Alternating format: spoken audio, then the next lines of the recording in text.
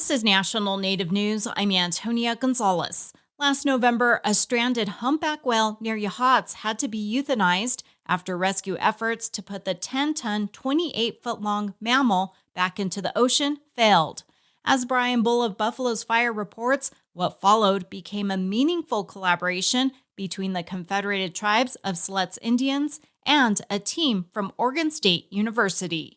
In mid-November, volunteers worked around the clock to keep the whale doused in seawater and to try pulling it back into the sea. Video from the Oregonian captured some of those harried efforts. Finally, on-site stranding experts and veterinarians agreed to put the whale down. A necropsy team from OSU prepared to remove samples to determine how the whale lived before getting tangled in crab pot line. Kurt Williams is the director of the Oregon Veterinary Diagnostic Lab. I've never done a necropsy exam on a whale before. I don't think I'll have another opportunity. I hope I don't have another opportunity because I don't want this to happen to these animals. Another group of roughly 20 Siletz tribal members also came. Among them was Lisa Norton, Chief Administrative Officer for the tribe. She said they began by laying down tobacco and praying with Williams' team. We offer up prayers for the animal and the bounty it's going to give us.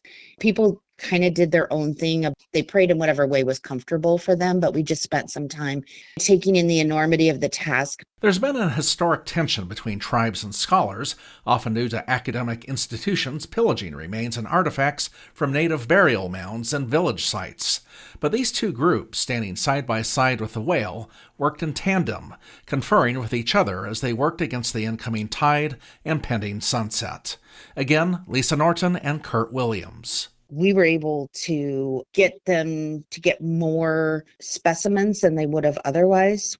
And that resulted in them finishing quicker and getting more samples had they just done it on their own, but also allowed us to preserve more parts of the whale for future use. Being able to work alongside the members of the Siletz tribe was amazing. The Siletz have stored 1,500 pounds of blubber for possible soap or oil, while the whale's skeleton has been buried for possible use later as a museum piece. While the whale's death was a sad event for many, the collaboration between the tribe and university gave a primer for how to handle similar incidents in the future. Angela Sandana is the Natural Resources Director for the Siletz. We would anticipate that if something similar happened, that we would revive those relationships and collaborations that we've built from this experience. For National Native News, I'm Brian Bull. The Indian Health Service, or IHS, recently announced 7 projects to build or renovate healthcare facilities, often in rural areas throughout Indian country.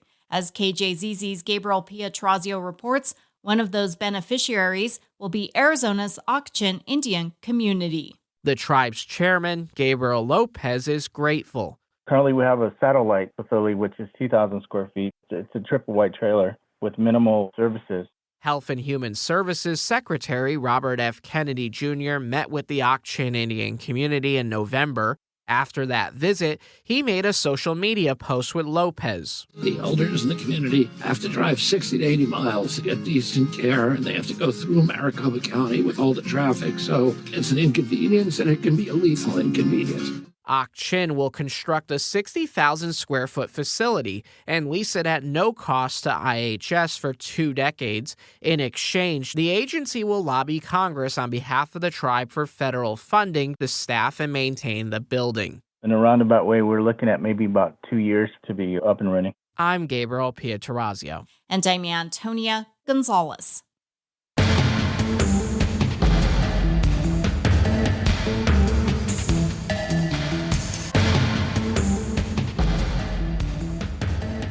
National Native News is produced by Koahnic Broadcast Corporation with funding by the Corporation for Public Broadcasting.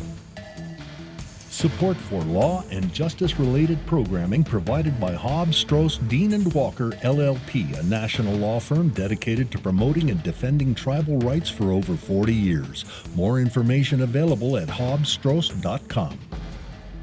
Tribal Development Partners, helping tribes build toward their goals through 105L leasing and essential facility development, empowering sovereignty, strengthening community.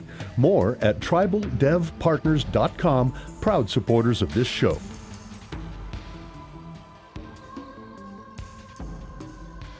Native Voice One, the Native American Radio Network.